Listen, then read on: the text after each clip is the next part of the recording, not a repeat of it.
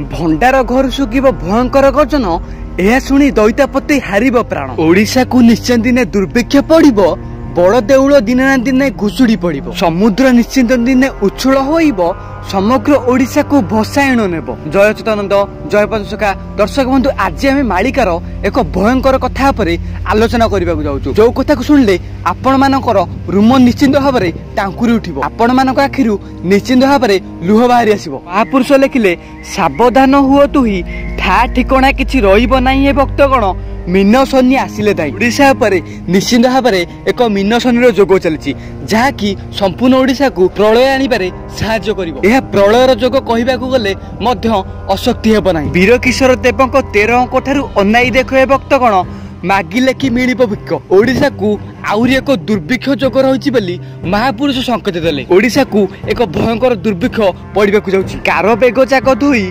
Car खेत उपुणा होइब नाही हे भक्तगण कार ओलिया फटिब नाही। निश्चित भाव में क्षेत्र में फसल हेब नहीं। चाष जमी गुड़ाक सब गोचर में परिणत हो जानी था मन 27 साल चैत्र मास ए चैत्र मास ही यही सब अखंड मान घटिव बोली अच्युतानंद महापुरुष संकेत देले। पोखरी मझे फुटी कहीं अच्युतवाणी जे जमा भी मिछ हम ना।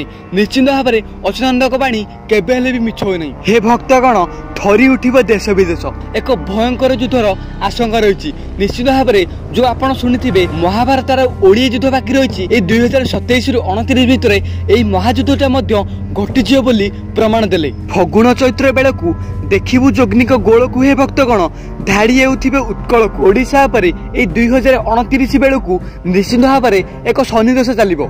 शनिदशा की संपूर्ण ओडिशा को लीन कर देई चली जिवो। जोगिनी मान निश्चित भाव में एक भयंकर रूप धारण करी समग्र ओडिशा को ध्वंस करदेबे। बांटी नहीं जिबे जिला केही न छाड़िबे कहार शिला हे भक्तगण से तो मानिबेनि युव पिला। आमे आपण मानकु ग्यारंटीर सहित कहूचु एई 2027 29 भितर ओडिशा रु 7टा जिला निश्चित भाव में लिभि जाइथिबो। ओडिशा मैप रु 7टा जिला संपूर्ण भाव में लिप्त पाई जाइथिबो। आपणकर विश्वास हो नहीं ताले निश्चित भाव में आपण कागज कलम रे टिपिक रखु। आमे कहि रखुचु गंजाम गजपति भद्रक पुरी इत्यादि जिला गुड़िक निश्चित भाव में ओडिशा मैप रु लिप्त हो से तो मानिबेनि युव पिला से छोट पिला हो कि बड़ लोक हो। जोगिनी पापी मानकु गोटे गोटे की हानिबो। केते गुड़िया जिला भयंकर अग्निकांड रे नष्ट हो। बालेश्वर जिला कथा आमे प्रष्ट भाव में कहि रखुचु। एई जिलाटी संपूर्ण भूमिकंप द्वारा माटी तळुक चली जिवो। निश्चित भाव में ए सब भयंकर घटना घटिकी रहिबो कारण अच्युतानंदकर बाणी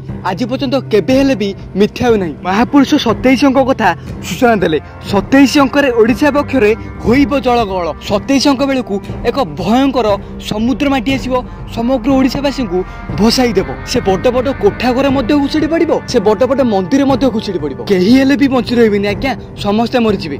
सेही ठारू वीर जलर कषण होइबो दिनकु दिन विदेशरू आसी ओडिशार जने बोलाइबे महाजन।